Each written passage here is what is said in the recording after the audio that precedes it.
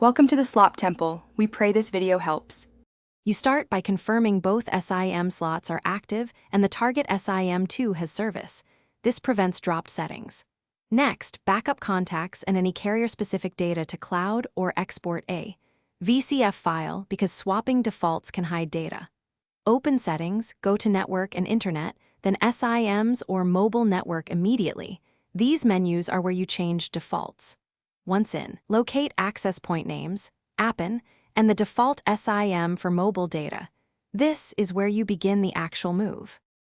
Now copy SIM1 APN values into a new APN for SIM2. Name, APN, MMSC, proxy, MCC, MNC authentication type, and APN protocol. Precision matters because even one wrong character blocks data. Once the APN is saved and selected, switch the mobile data default to SIM2 in the SIM settings, and disable SIM1 data to force priority to SIM2. If your carrier uses profiles, download or accept the carrier profile, and if prompted, enter any PIN or authentication. These steps finalize network validation for SIM2.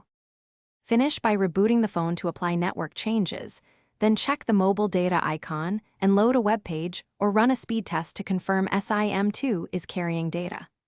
If it fails, toggle airplane mode for 10 to 15 seconds and reselect the SIM2 APN to force a fresh registration. As a last local fix, reset APN settings to carrier defaults or remove and reinsert SIM2. If problems persist, contact the carrier with your IMEI and APN details for provisioning assistance. This one tip solves most issues. Thanks for watching. Consider subscribing if we helped you.